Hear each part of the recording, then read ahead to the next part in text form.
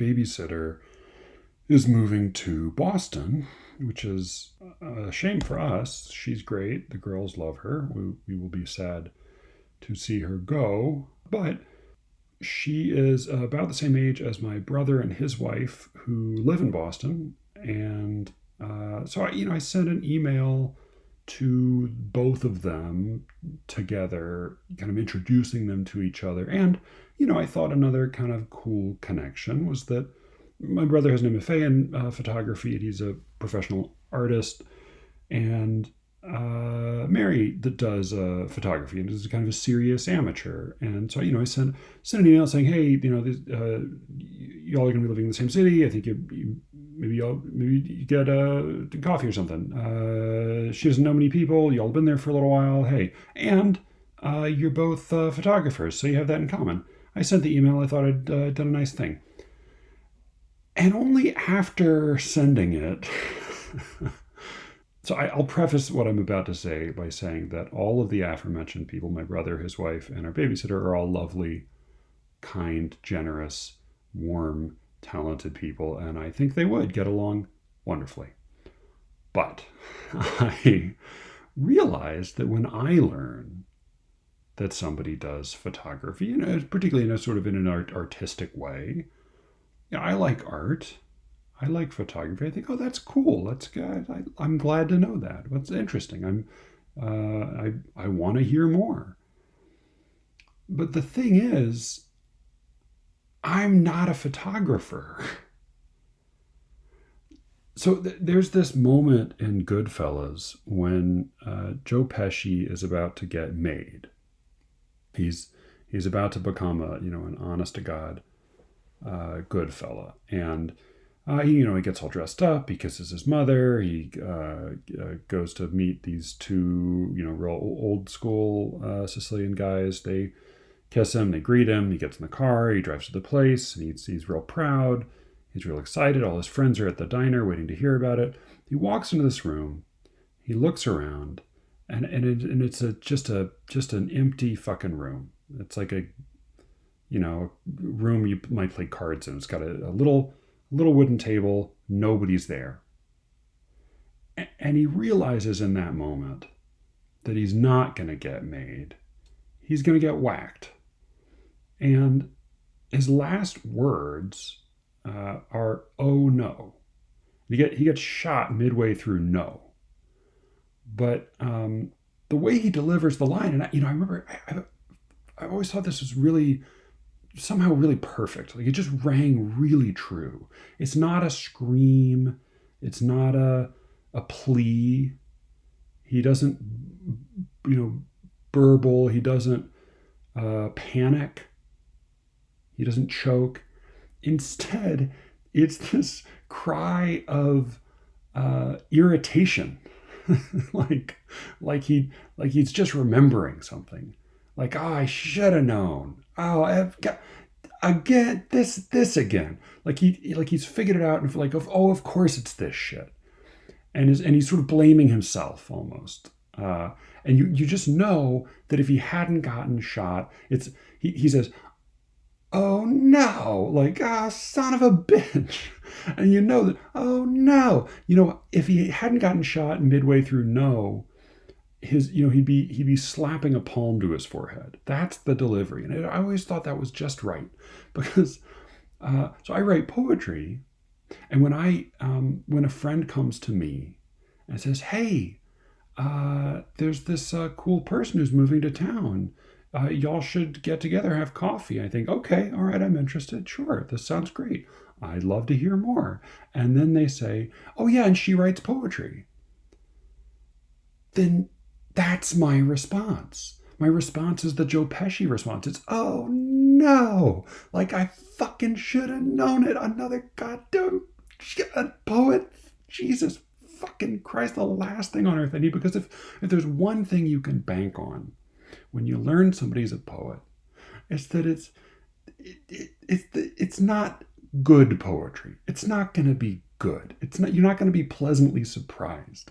It's just going to be that much harder to make the difficult small talk that you would otherwise make at coffee that one time and then never see him again. Instead, you have this thing in common, which ostensibly is one of the most important things in both of your lives. And yet, you know from the outset, right away, that you're not going to see eye to eye. You're not going to see it the same way. You're not remotely going to like each other's work. And you just wish, not only do you wish this other person wasn't a poet, but you wish that the person who introduced you had never fucking told you. And in that moment, when I realized this, I just had this image of my babysitter and my brother opening their emails hundreds and hundreds of miles apart in their respective apartments and sitting down and clicking on this note from me and reading the line about, oh, you're both photographers. And just in that same moment, I hear both of their voices saying, oh no.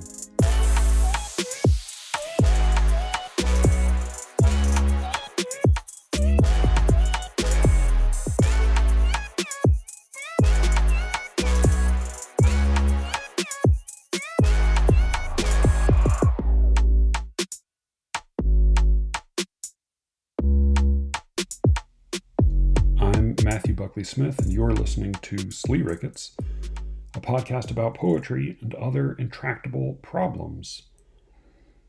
So I've been reading Freud lately. Freud is one of the thinkers I come back to from time to time. But I'd heard about this book and I sort of resisted reading it for a while. It's called Totem and Taboo. I'd seen it cited in some other books and was hesitant to read it just because I assumed it would be pretty racist, which it was. It's racist.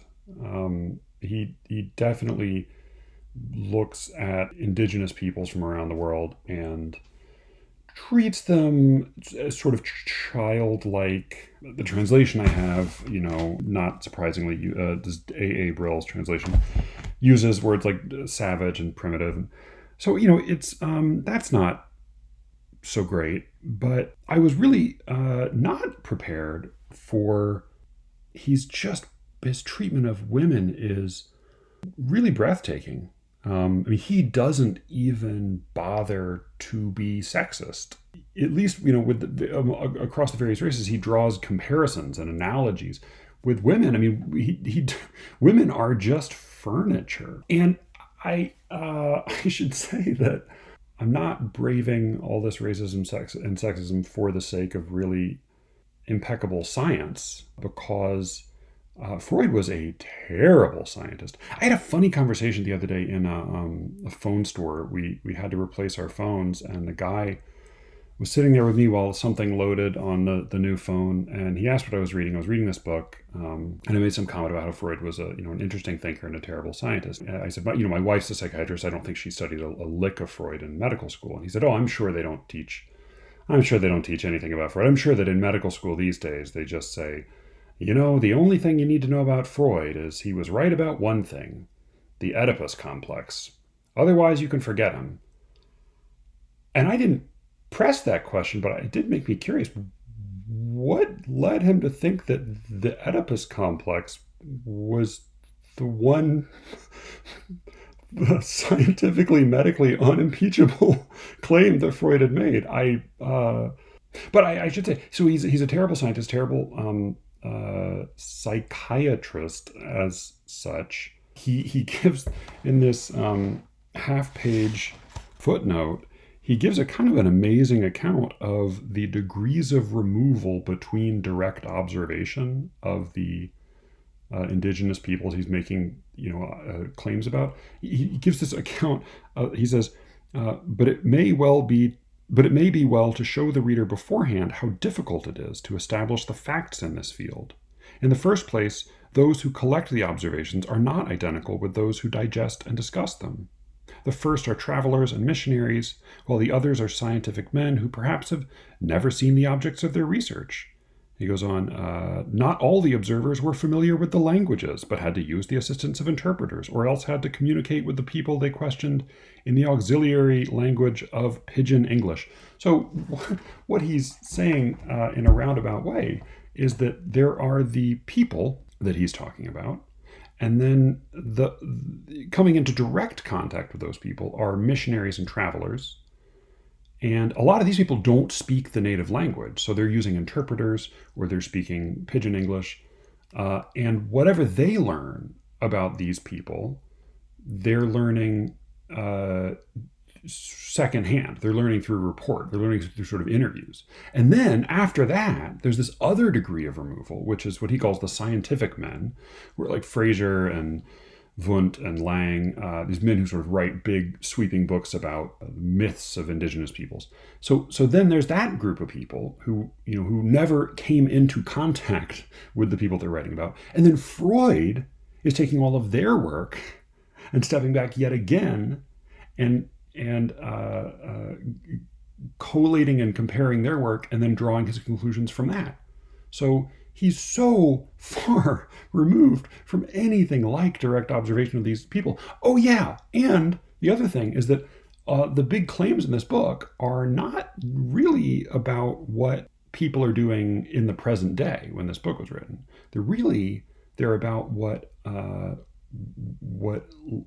all human beings did in thousands and thousands of years ago at a much earlier stage of our technological development. So on top of all these degrees of removal, there's also the just bald speculation that because some people seem to live in hunter-gatherer like tribes that seemed maybe like how some early humans lived in other parts of the world, that therefore this must be the same kind of culture and the myths and the structures of it must be analogous. So I mean, there's so much distance between Freud's writing and his ostensible topic that this is basically just make-believe. It's really just make-believe. And that's why I read it, because it is terrible science. It is politically, socially noxious very often. But it's a brilliant piece of fiction. If you read Freud's books and just imagine that you're reading a Nicholson Baker novel about an especially crusty, racist, misogynistic old psychiatrist, I mean, they're wonderful. They're really beautiful. I mean, there are these flights of wonderful description throughout, and he, most of all, he just provides this really novel way of thinking about the human imagination. So I always find him worth reading, even if I come away from his books believing in 0% of the facts presented. This particular book is a book that it's all he says. He concludes it by saying, "Oh man," he says, I never really thought I would get into this whole field of indigenous peoples, studies of indigenous peoples, but you can imagine my surprise when it turned out that the whole key to understanding this entire field that everybody else has mischaracterized and misunderstood, the key to all of this, it turns out, is my idea about the Oedipus complex. Who knew? What a coincidence! So he does. I mean, he has wonderful blinders when it comes to himself very often. But it's a book that it's kind of a bait and switch. It initially appears to be a book about incest, and then it becomes a book about patricide or parricide. And he tells a really wild and fascinating story. I don't think it necessarily has much at all to do with actual human history, but as I said, it's wonderful to see someone. It's sort of like, as plenty of other people have written about rhyme and meter. Part of the creative advantage of writing in rhyme and meter is that connections get made that would never get made otherwise. And that's part of what's wonderful about Freud. The rules of dreams, the rules of sexual perversion, which sort of dictate in his vision of the world all human behavior, have all of these wonderful loopholes and catches and reverse backflip species of link from thought to thought. All relationships between a boy and a woman are maternal. All relationships between a boy and a man are paternal. All relationships between two peers are fraternal. Yeah, and incest is the glue that binds us all together. So I can't necessarily recommend Totem and Taboo. There are writers I wouldn't recommend to non-writers, but that I would recommend unhesitatingly to other writers. I think Virginia Woolf is kind of one of those too, where they may be sort of more trouble than they're worth for people who just want to read. But if you want to read like a sociopathic, bloodthirsty pirate and just steal and loot and plunder with every page, then yeah, go read some Freud. There is a lot to be found there.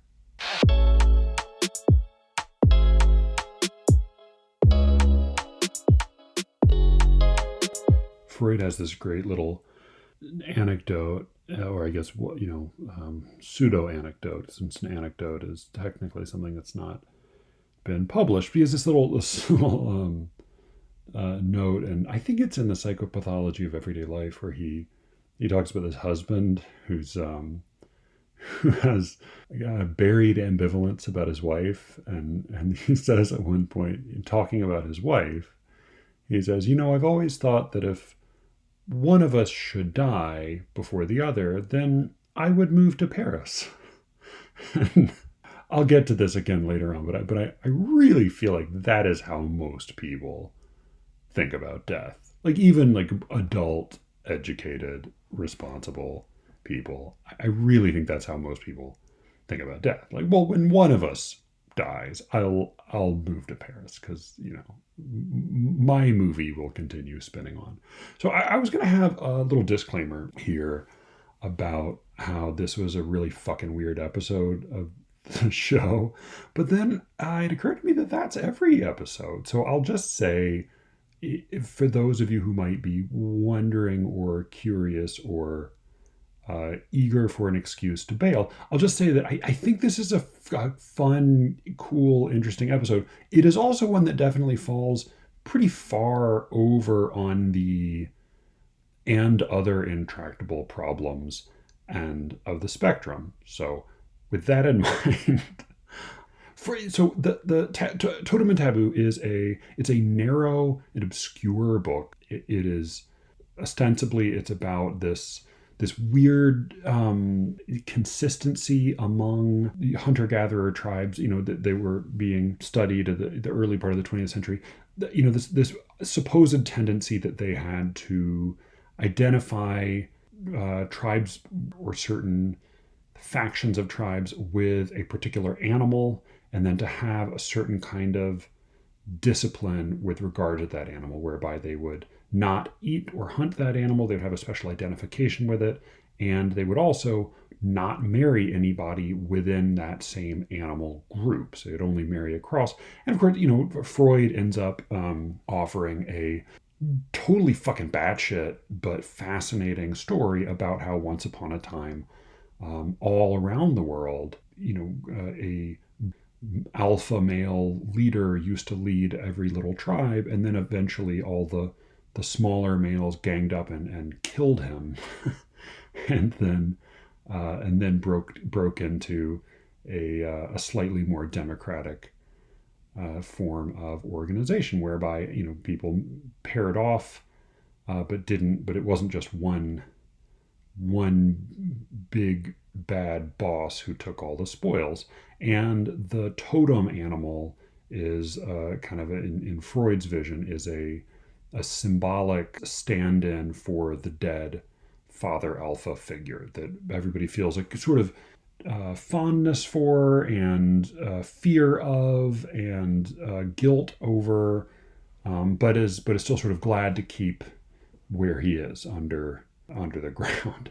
And then they don't marry within that particular animal group because that was their primal fear of his retribution for their, again, this is just from a so fundamentally always already male point of view that it becomes a nonsense book if you try to like occasionally read it as if he were also talking about women. The idea is that the all of the women belong to the one big bad boss daddy, and so everybody else had to keep their hands off. So that's why they practice exogamy, supposedly, which they supposedly practice, which again, it's all fucking made up. There was, just for an example of the just astounding Freudian sexism in this book, at one point there is a thesis put forth by one of these other pseudo-anthropologists in which he says that he thinks the reason that these tribes sort of named themselves after and kind of identified with a particular animal, a fox, say.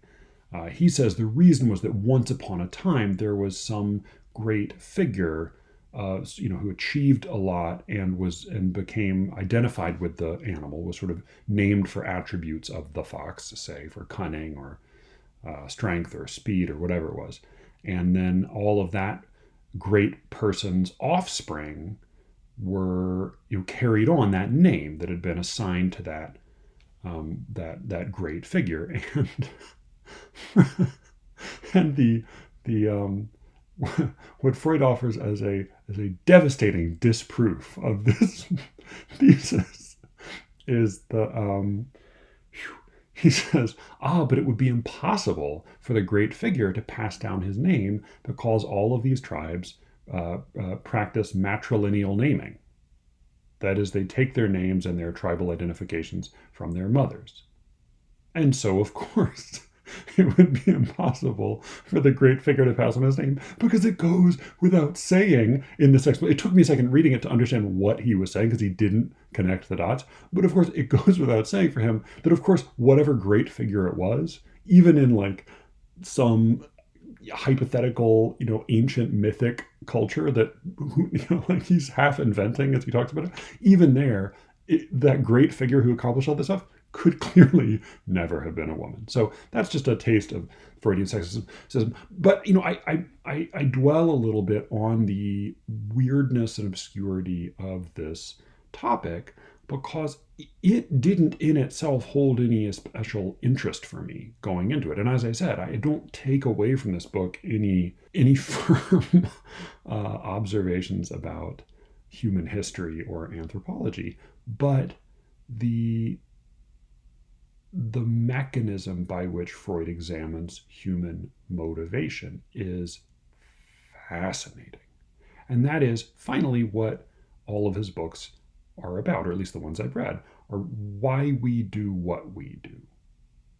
And that, for me, especially as a writer, is something I will never stop being interested in. Even if his particular account of a certain group or a certain patient or a certain dream might be bananas, it's still worth listening to. It is still a better story than you're going to find about anywhere else. And I mention this because Totem and Taboo was not the only piece of weighty, antiquated, politically dubious, serious German thought that I read recently, though I guess Freud was Austrian, so maybe it's a slightly different category. But I read not out of spite exactly, but at the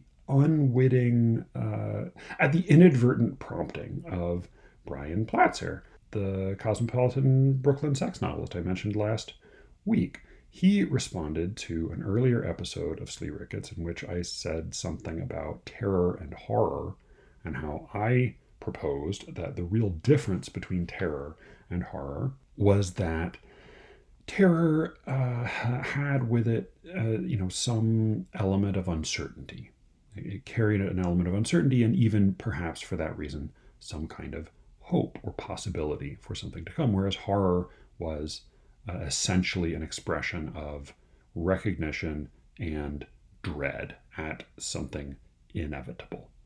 And Brian wrote me to say, in fact, the real difference between terror and horror is that terror is or can be sublime, and horror can never be sublime.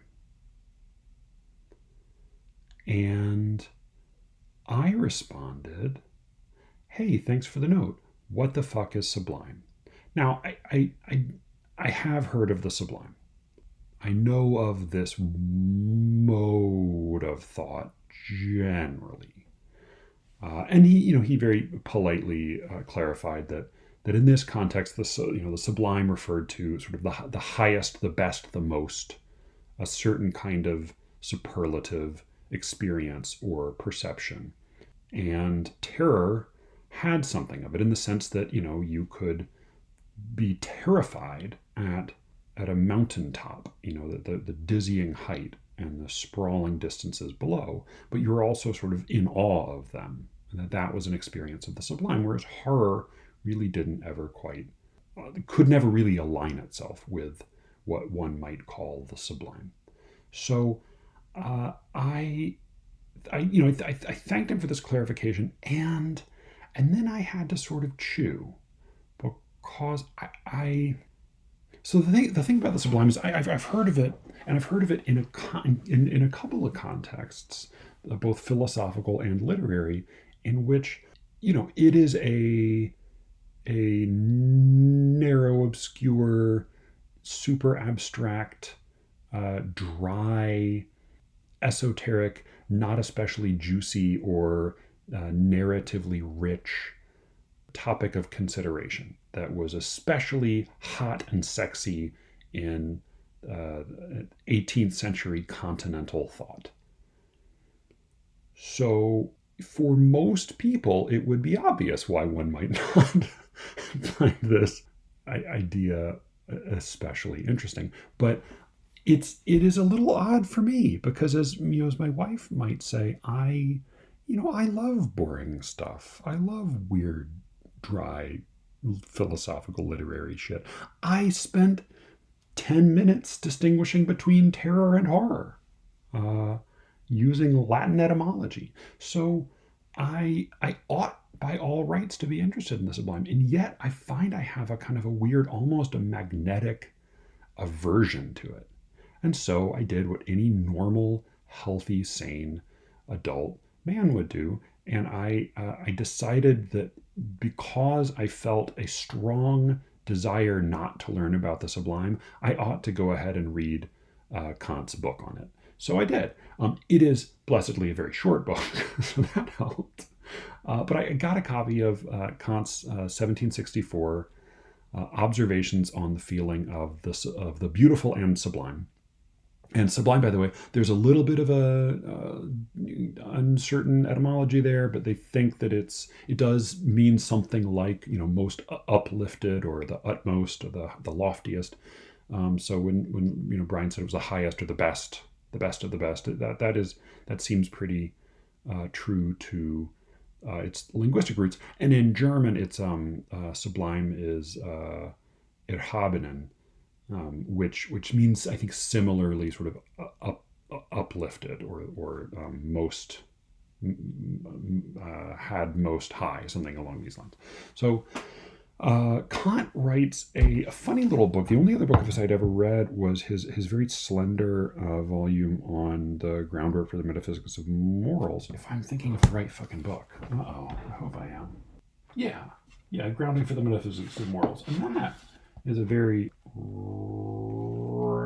rational and exceedingly dry text, if memory serves. This is a little jauntier. He was younger when he wrote this, and it's sort of a book in which he tries to distinguish between the beautiful and the sublime. And he does it, kind of an interesting job of that. But it is, as much as anything, it is sort of a book of Immanuel Kant's personal prejudices recorded in witty and supremely self-confident prose. So here, I'll read a little bit from it because I did think it was worth reading. I was glad I I read it.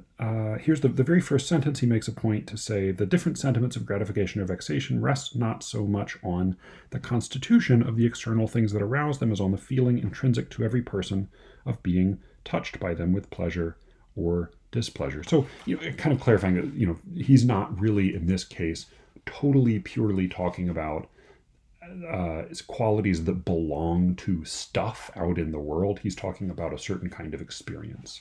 And part of what he is interested in is which kinds of experiences we are more or less liable to have depending on our character and any number of other sometimes troubling identity markers. But I'll say a lot of this book, like I just read at the urging of Steve Tears, a comic artist. I just read Susan Sontag's Notes on Camp, which is just gratifying and delicious. And I'm definitely going to be talking with Steve about that in another episode to come. But like that essay, this whole book, I think, is really much heavier on examples than on definitions. So much so that I think it would have driven Socrates pretty fucking crazy. Here's a little bit of something like a definition that he offers. Here's some examples and some definitions. So he says, lofty oaks and lonely shadows in sacred groves are sublime. Flower beds, low hedges, and trees trimmed into figures are beautiful. The night is sublime, the day is beautiful. And going on, he says, the sublime must always be large. The beautiful can also be small. The sublime must be simple. The beautiful can be decorated and ornamented. So here, a long duration is sublime. If it is of time past, it is noble. If it is projected forth into an unforeseeable future, then there is something terrifying in it. An edifice from the most distant antiquity is worthy of honor.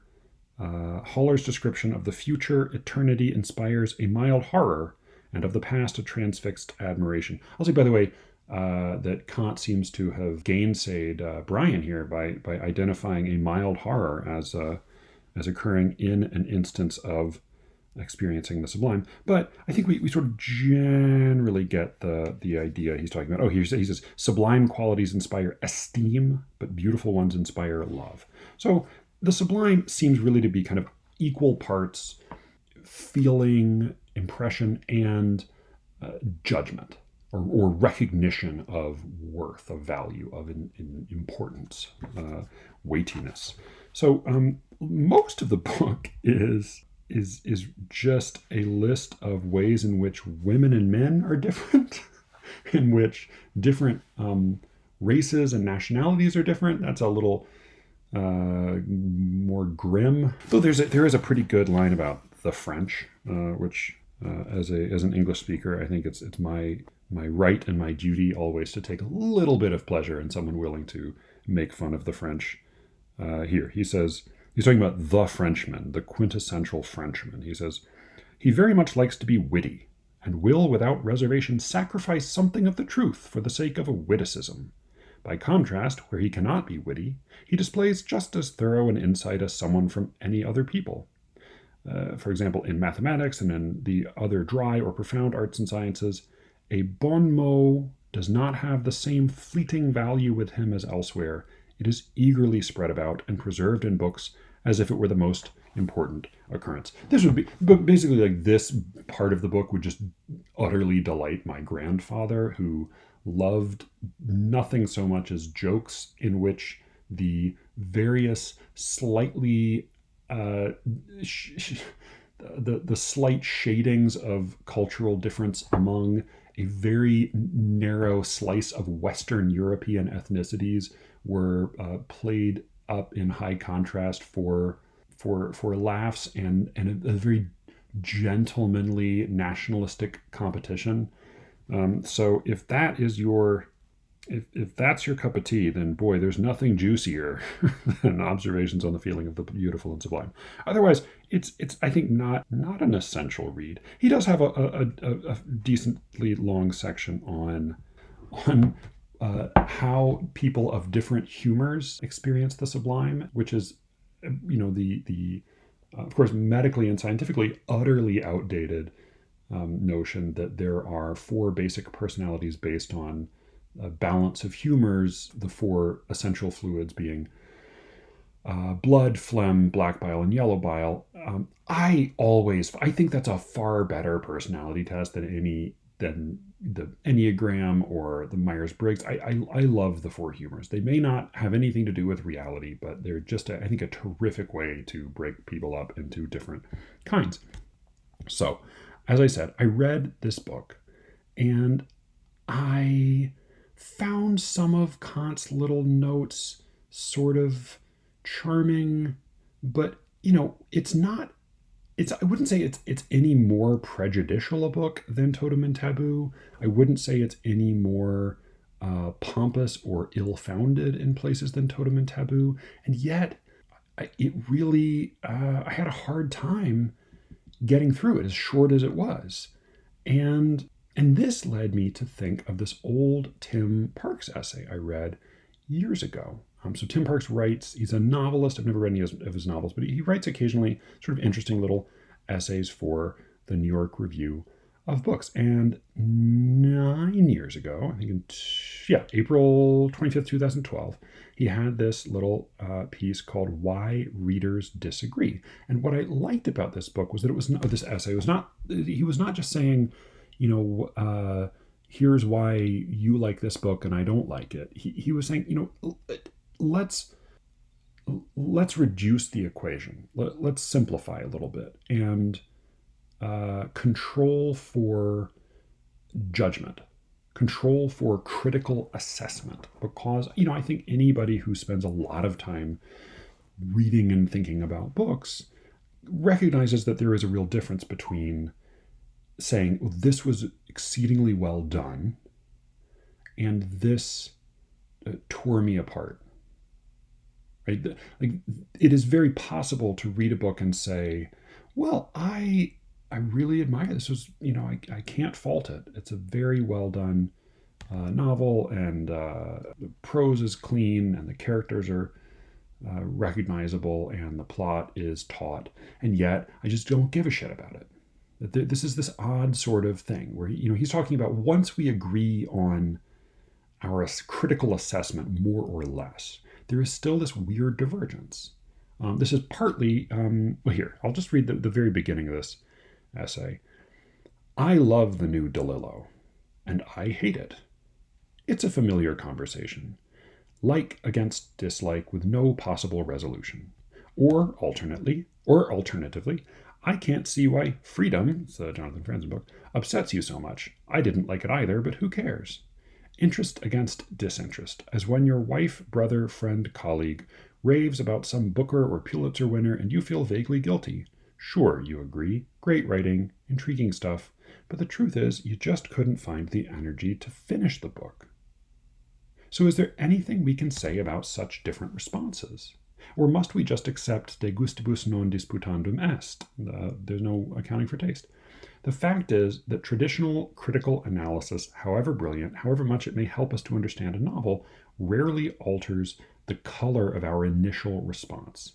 Enthusiasm or disappointment may be confirmed or attenuated, but only exceptionally reversed. We say James Wood, Colm Toibin, Michiko Kakutani admires the book and has given convincing reasons for doing so, but I still feel it is the worst kind of crowd pleaser. And here's the heart of the essay. I'm just going to read one more little paragraph, and this really sums up most of what he is getting at here. Let me offer a possible explanation that has been developing in my mind over a decade and more. It is a central tenet of systems-based psychology that each personality develops in the force field of a community of origin, usually a family, seeking his or her own position in a pre-existing group or system, most likely made up of mother, father, brothers, and sisters, then aunts, uncles, grandparents, and so on. The leading Italian psychologist, Valeria Ugazio, further suggests that this family system also has semantic content. That is, as conversations in the family establish criteria for praise and criticism of family members and non-members, one particular theme or issue will dominate. So that got a little gnarly. He buys in a sort of pitiful way to what he talked, this systems-based psychology stuff.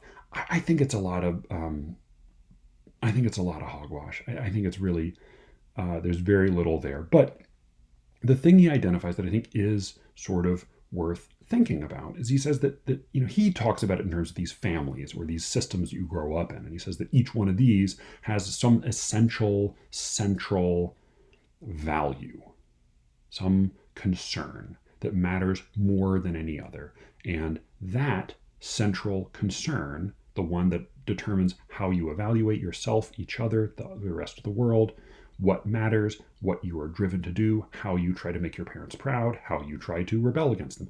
Whatever it is, that central concern is going to be the thing that, if you are a book reading person, must be present in a book in order for you to give a shit about it. That's his basic thesis. I think right off the bat, he's just fucking totally wrong about the family thing. I mean, I think family is important. Family gives you, provides you with a lot of your fundamental values and so forth. But, just that mention of the Franzen book put me in mind of the Corrections, which I only read a couple years ago at the recommendation, again, of sex novelist Brian Platzer. Though, I guess I also have to credit, like, Oprah and 10 or 20 million other people who read it before I did. But it's a really fucking good novel. And I bought copies for my brother and my sister because the book is about three adult siblings who had, emotionally tumultuous, but basically, with one darker exception, had basically sort of normally unhappy childhoods. And then they all went out into the world to make lives for themselves. And all of them turned away from their parents' way of doing things in different directions. All three of them corrected for their parents' choices with their own choices, many of which are, of course, needless to say, also terrible, damaging, and likely to inspire further corrections in their offspring where applicable. But I enjoyed this, and the reason I sent it to my siblings, apart from it just being, I think, a really big, buttery, gossipy, fun read, is that we did the same fucking thing. Our parents were perfectly good parents. They got divorced. We were Catholic. We had some, we were in very ordinary ways, miserable at times, but basically healthy and fine. And we all imitated our parents while also correcting in totally different directions, because each of us saw the basic family situation as being totally different. Each of us had a completely different read on what the essential problem or question or theme was. We didn't agree about it. And that's why this whole systems psychology thing seems like bullshit to me. But what doesn't seem like bullshit is that a person, whether it is established in childhood or later, a person who goes out into the world and then reads books about people in the world will likely have some fairly central sense of what matters that is going to be a little different than probably his parents, his siblings, etc. Or et al. I don't know. It depends on how I don't know what the rule would be there if you're talking about non-specific others. Anyway, so I think that question of, like, each of us has this unstated central value that determines whether or not something is going to matter to us, regardless of whether or not we critically assess it to be valuable. So this seemed to me like part of the question about this whole Sublime thing, because I think it's not just the Sublime, it's sort of almost any aesthetics. I find that I've read some books on aesthetics, on what makes something beautiful, and for the life of me, I can barely stand to make myself care about them. And I think it's the same problem somehow. I did, for a while, I wrote up this whole thing. I was thinking that I was going to go into this whole religion thing, but the truth is that I had little patience for the Sublime back when I believed in God, and then once I stopped believing in God, I continued to have little patience for the Sublime. So I think that was beside the point. I will, though, because it led me to this this Darwin quote. I will take a moment here just to say that there was a little fad for a while toward the tail end of the new atheist wave. Toward the end of the new atheist wave, there was this little meme, I guess, in the older sense, that one heard from scientists and science adjacent people, science enablers, I guess. Richard Dawkins had a whole spiel on it, and this argument cited the very end of The Origin of Species, which is, as I mentioned the other week, is a beautifully written book. But the end of this book, which of course is quietly, he doesn't in the Origin of Species, he doesn't explicitly make a point there of saying, oh, this also means your whole religion is horseshit. But that that concern is clearly very present throughout, and rightly so, because as James Dickey said, basically the 19th century just stepped on a big fucking skateboard called Charles Darwin, and that was the 1859 publication of The Origin of Species. I think it was 59.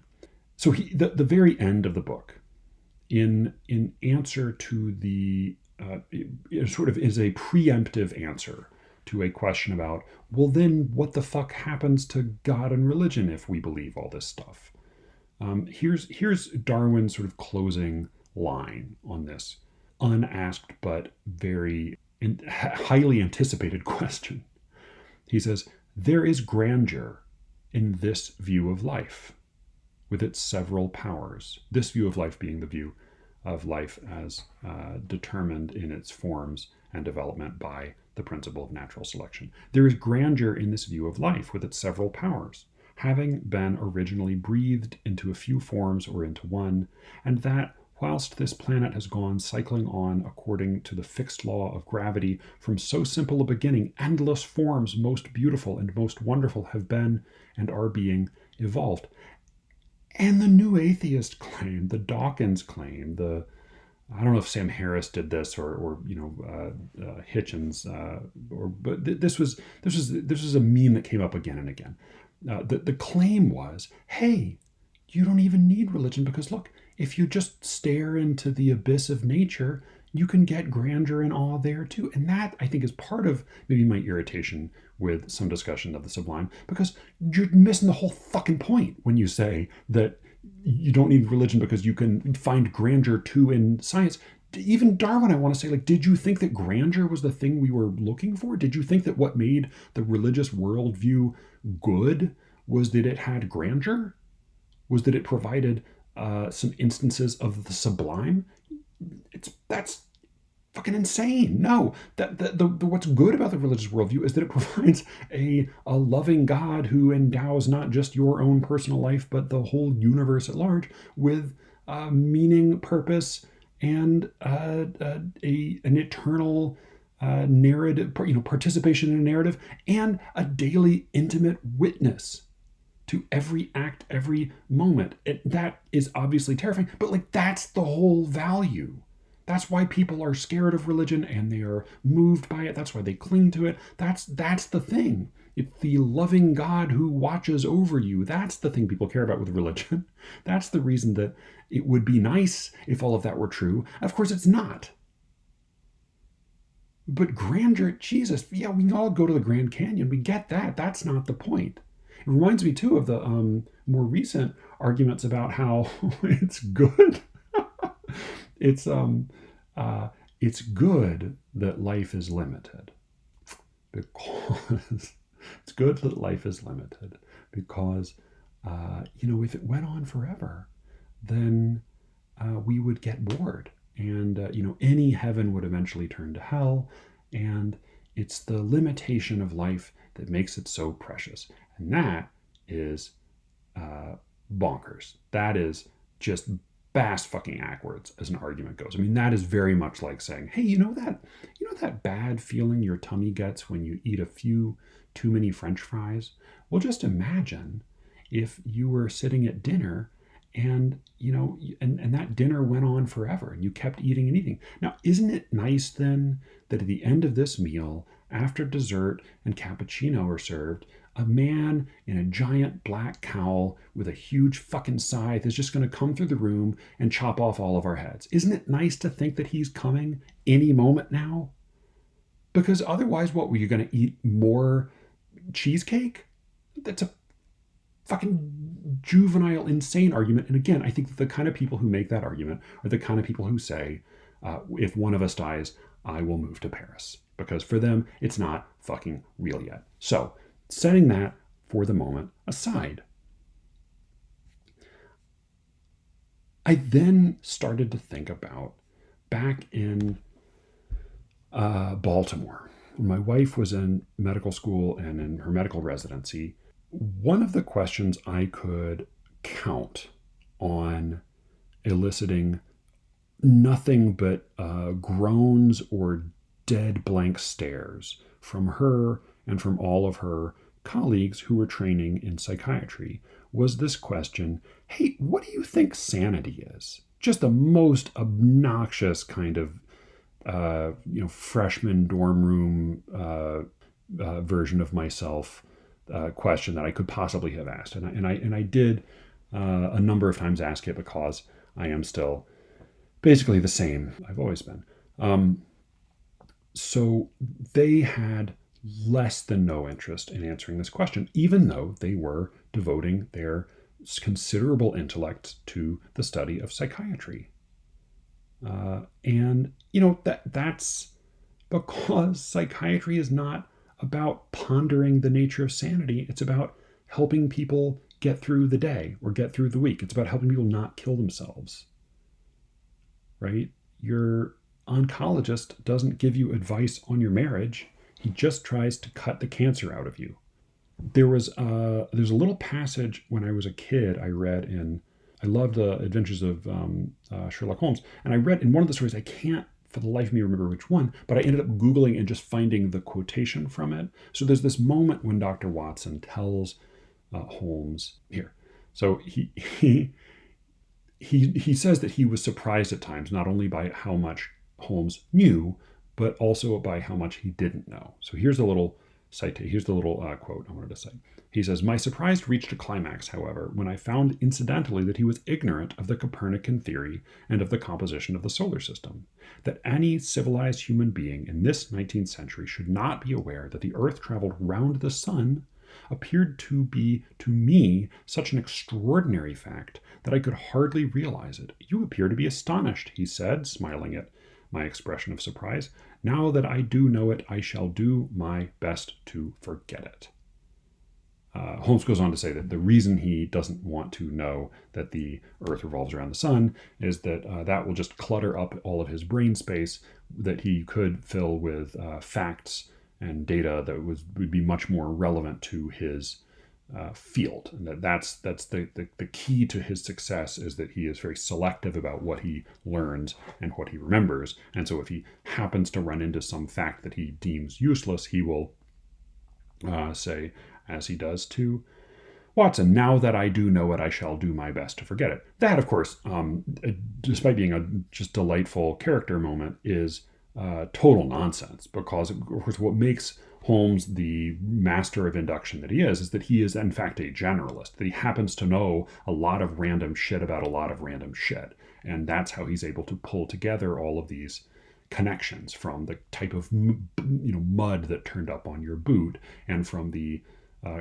color of the theater ticket stub that was stuck in your coat pocket, because he happens to know all of this random shit. So the idea that he would deliberately jettison some piece of trivia is, I think, is actually very silly. More likely he just would forget it because it wouldn't ever come up again for him. But I do feel a little bit this way about aesthetics. I feel a little bit this way about aesthetics. I feel a little bit like the psychiatry residents about aesthetics, not because I don't care about beauty, but because at heart, I'm really a writer.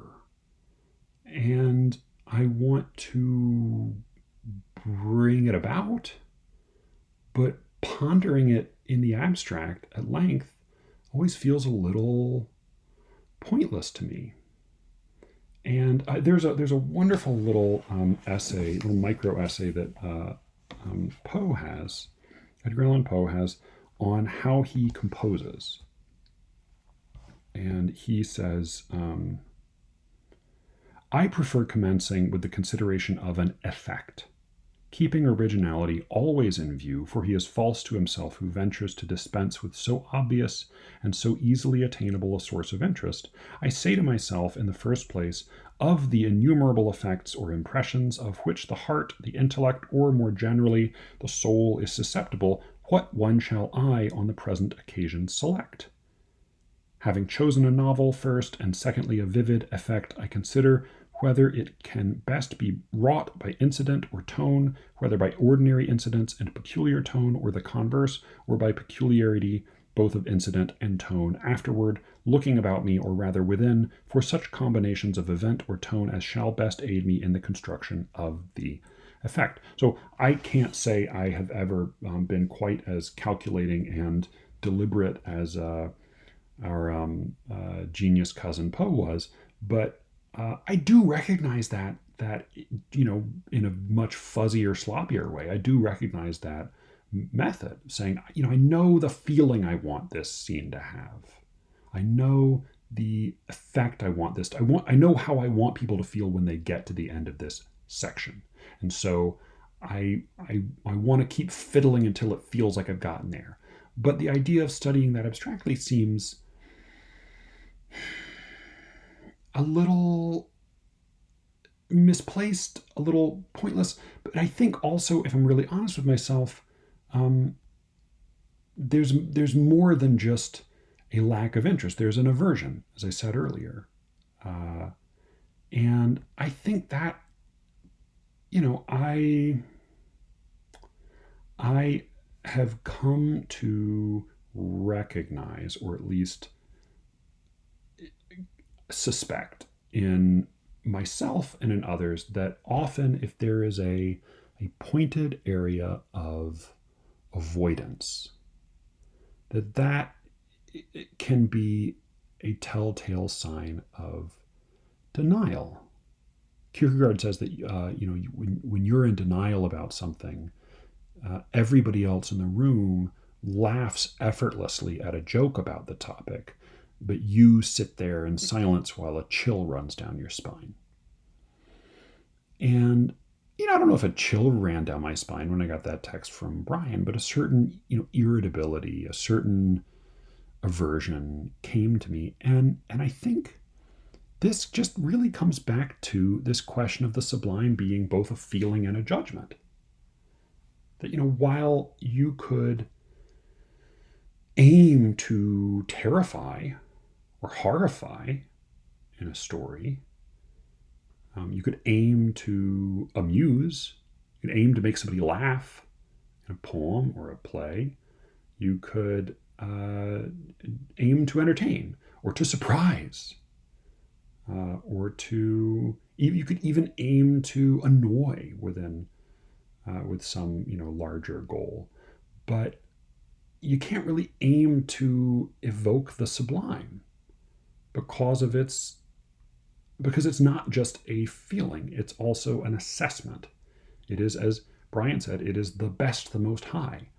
And I think part of my leeriness of it is finally that it is something I think I sort of want. I think in my my deepest, most embarrassing hopes and ambitions for my own work, I would love to evoke that. But of course, I can't aim to, and hearing other people talk about finding it elsewhere, as then as Kant does quite dishearteningly, I think only in the work of Homer and Milton, I think, are the only poets in whose work he identifies the sublime. Maybe forgetting some. That's that can be dispiriting, and of course Brian is himself a writer, but he didn't seem put off by the idea in the same way, and that makes me think that maybe it's just because he's a slightly different kind of writer. When I'm bad, when my writing is bad. It's bad in a particular way. I think there's really nothing even at all remarkable about a writer writing bad work. William Logan has he drives me most crazy in his reviews and I will at some point do an episode on him, but he has this terrible habit of saying, like, anyone who could write X line is a poet, or anyone who could write Y line couldn't be a poet. And that's just nonsense, especially in the negative formulation, because every poet writes thousands of bad lines. I mean, that was the semi-apocryphal quotation attributed to Ben Jonson when he overheard some young wags talking about Shakespeare and saying, after his death, saying, oh, it said he never struck a line. And Jonson said, would that he had struck 1,000, which is true. Shakespeare had a pretty good fucking batting average, but he wrote some clunkers. All of us do. But I think what is maybe telling or interesting is not just that a good or even a great writer can write bad work, but what can be interesting is the way in which it's bad. And when Shakespeare's bad, it tends to be both too complicated and too pat. And that, maybe if you were smarter than I am, you would be able to begin to figure something out. Maybe that tells you something. I think when I'm bad in a particular way. I'm not bad in other ways. When I'm bad, it tends to be sentimental. It tends to be precious. It tends to be pretentious or seemingly pretentious, or boring often. Or sometimes it's just really horribly dark. Those tend to be the ways in which my writing is bad. And I think if I had to guess, those are all maybe symptoms of the writing of somebody who is at least, has ambitions of writing something that might evoke the feeling of the sublime. And so maybe that's my real allergy to it as a concept. Because, of course, thinking about it, reading a fucking book by Immanuel Kant on it is not going to help me a lick. It's not going to get me a damn bit closer to actually achieving it. I will. So I hesitate to speculate on the psychological and aesthetic implications of the theoretical badness of another living writer on this show. Well, no, I'm lying if I say that. I do that all the time. But I hesitate to do it in the case of Brian Platzer, because at some point I am going to have him on this show. But then again, he was the one who told me that I should be more confrontational with my guests. So I will just say, I suspect that when Brian is bad, his badness is of a different stripe than mine. And I can't wait to have a juicy knives out conversation with him about exactly how he is bad when he is bad. He is, though, for the most part, quite good and worth reading as a novelist and essayist. But I think having got to the end of this sort of winding and yet circular investigation into the sublime, I realize that, of course, the thing I do actually need to go on and do after this, the thing I have to continue with is writing. I mean, I have to go on after this. After, figuring this out to the extent to which I have to actually continue to go on and write. And so I can just say, all I can really say here is I recognize the sublime and I acknowledge its significance. But now that I do know it, I shall do my best to forget it.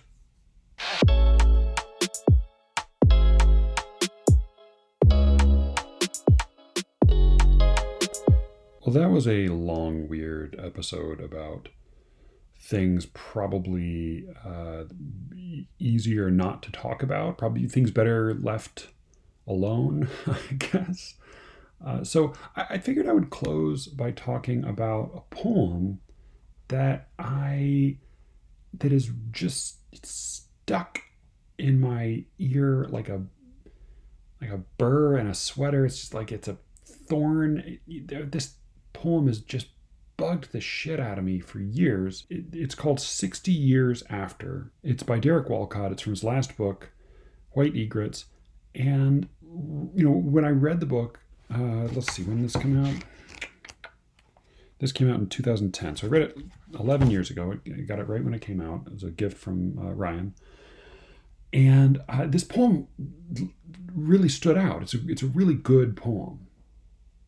It's also, a lot of the poems in the book are sort of a series, and their force is distributed across several pages. This is one that really stands on its own and is a really powerful 16-line knockout.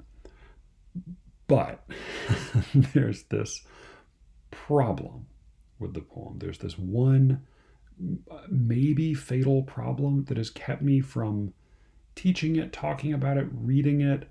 I've come back again and again, and every time I come back to it, I think, oh, well, this time it'll make sense. This time I'll be able to thread the needle. And I just have never been able to. So maybe I will read it and one of you will know it, or will think, oh, well, this is such an obvious solution, and will write in and let me know exactly what it is that I've been missing. But for now, I continue to miss it. So this is 60 Years After by Derek Walcott. Let's see, was this I don't think there are any acknowledgments in this book. I don't know if that means that none of these poems were. Oh yeah, so he just says some of these poems originally appeared. All right, so I don't know. I don't know where this was first published, but it appeared in White Egrets in 2010. This is 60 Years After by Derek Walcott.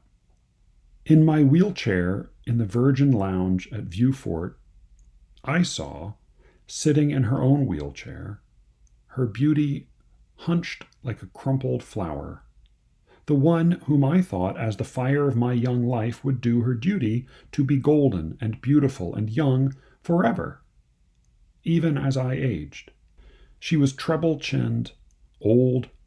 Her devastating smile was netted in wrinkles. But I felt the fever briefly returning as we sat there, crippled, hating time and the lie of general pleasantries. Small waves still break against the small stone pier, where a boatman left me in the orange piece of dusk a half-century ago, maybe happier, being erect, she like a deer in her shyness, I stalking an impossible consummation.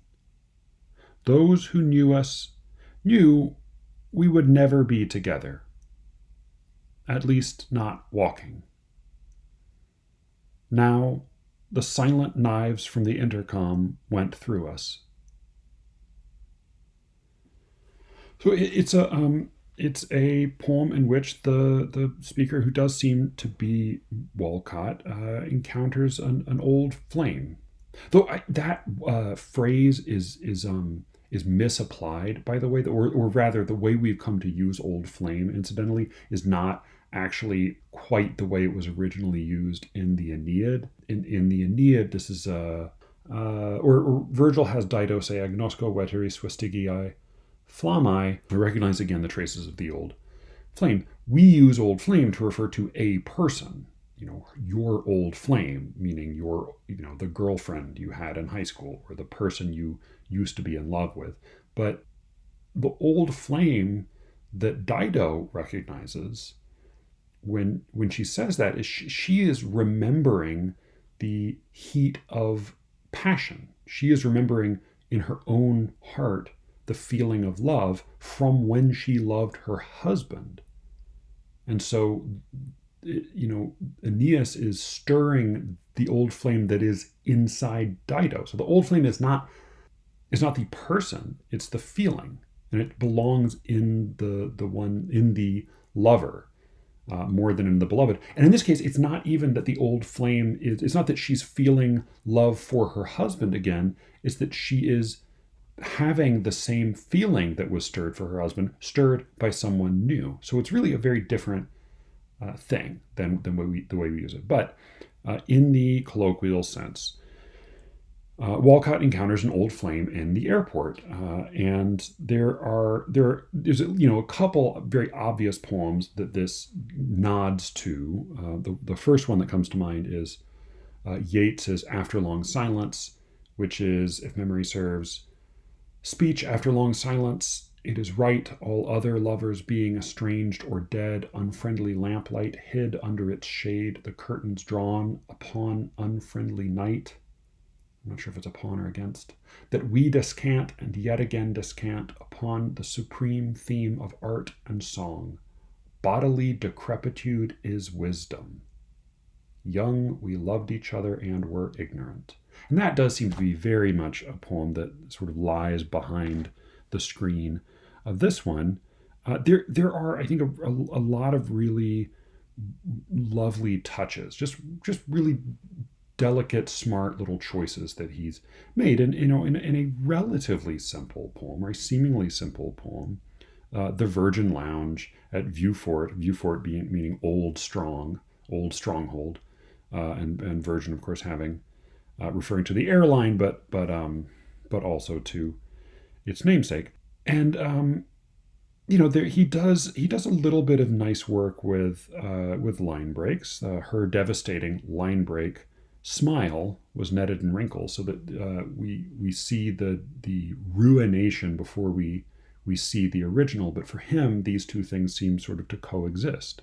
She is like a crumpled flower, which is, again, it's just it seems sort of effortless, but for all the times women have been compared to flowers, this is a crumpled flower after the fact. It is no longer in the full charm of its bloom, but neither is it, the dry leaves of Horace 125. It's something else. It is an artifact, but it is an artifact that testifies to its original beauty, or to the beauty of the original. Small waves still break against the small stone pier. I think that's a pretty wonderful little line, partly just because the meter of it is really curious and lovely. It's iambic pentameter, but apart from that against in the middle, which is the moment of collision, all of the rest of the words are monosyllabic. And small waves still break. That almost reads, I think you could easily scan that as spondy spondy against the small stone pier, and then you have I am spondy. So you end up with easily the great majority of the syllables in this line end up being stressed. There's something really insistent to that claim. Small waves still break against the small stone pier. He's claiming here, of course, that the past is still there somewhere. It must be still the case, and it is at least the case in his memory that it refuses to be gone. We hear there, of course, the end of Gatsby, but also small waves still break against the small stone pier, where a boatman left me in the orange peace of dusk a half century ago. That boatman calls to mind Charon.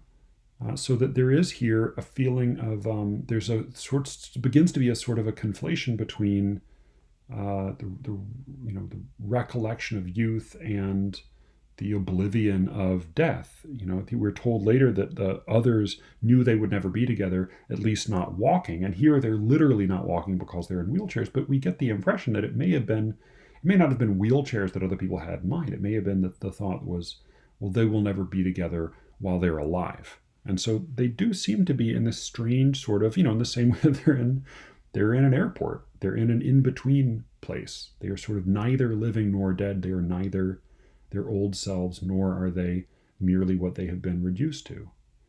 They are something else. And then again, it's so simple, but they're really elegant little choices. A half century ago, maybe happier.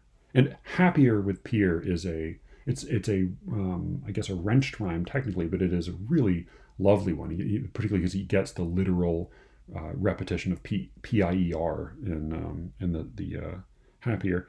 But maybe happier being erect. She like a deer in her shyness. This is when he was left by the boatman. And that being erect I think at least 2.5 or 3 different things there. Of course, we think of this was when he could stand up on his own strength.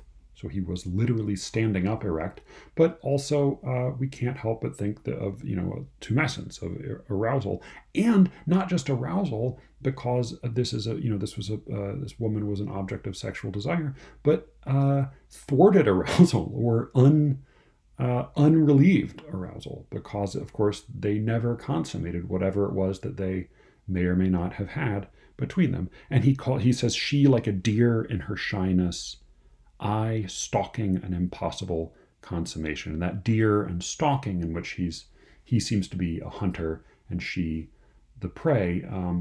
We can't help but hear Thomas Wyatt's "Who so list to hunt, I know whereas in hind, but as for me, alas, I may no more.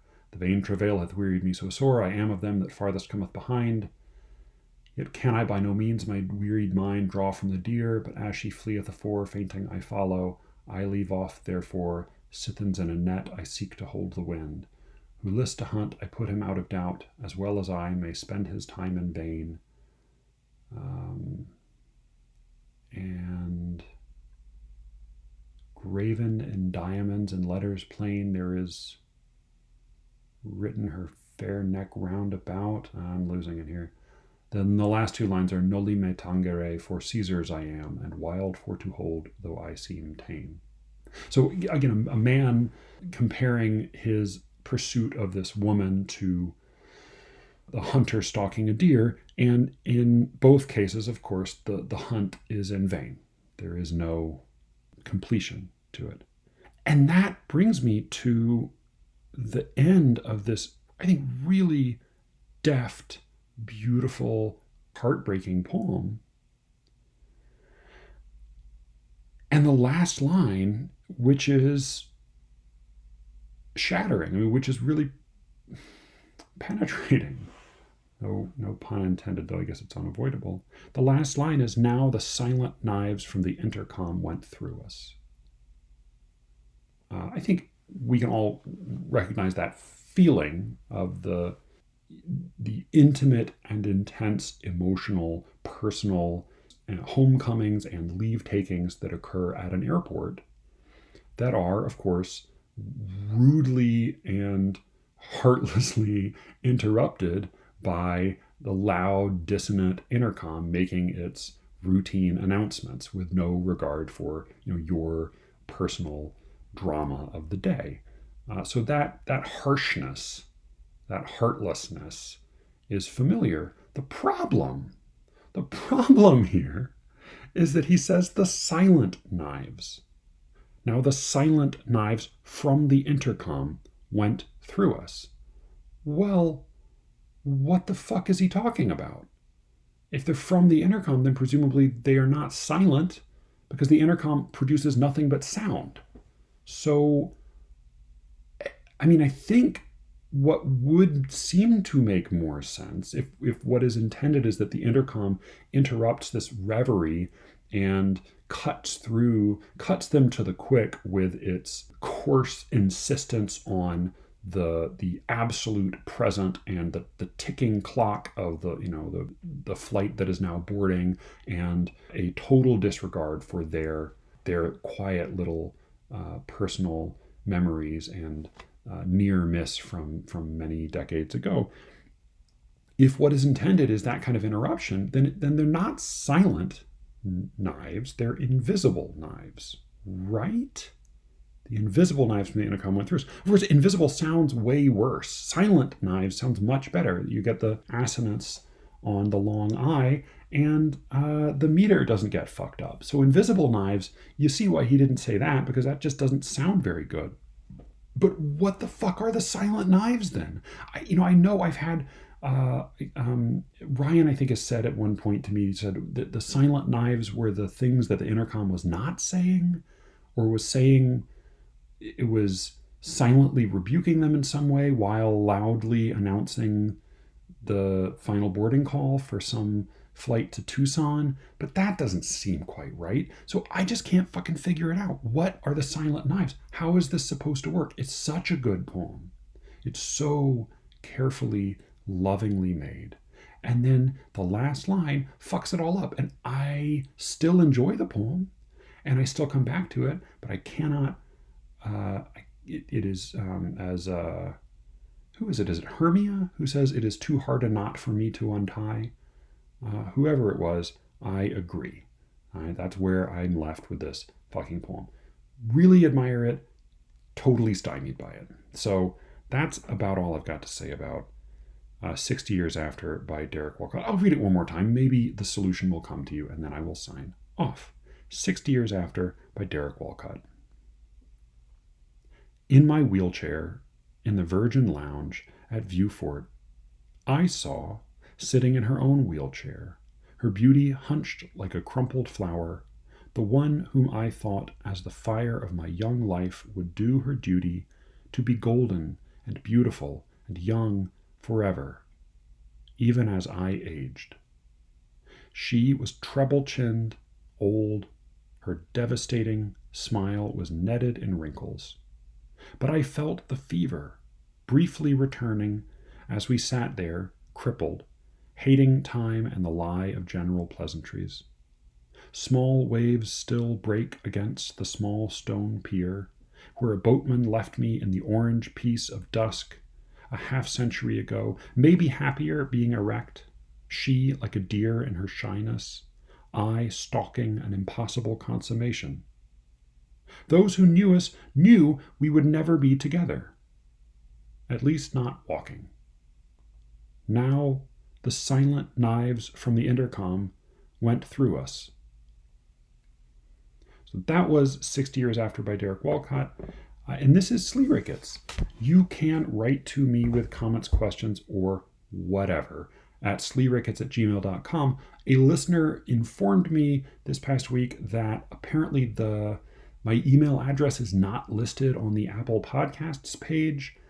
I have not been able to figure out why that would be the case or how I can correct it, but the email address is always in the show notes for every individual episode, or you can just go to my website, MatthewBuckleySmith.com, and there should be at least one or two ways to get in touch with me there. Thank you so much for listening, and with any luck, I will be speaking to you again very soon. Until then.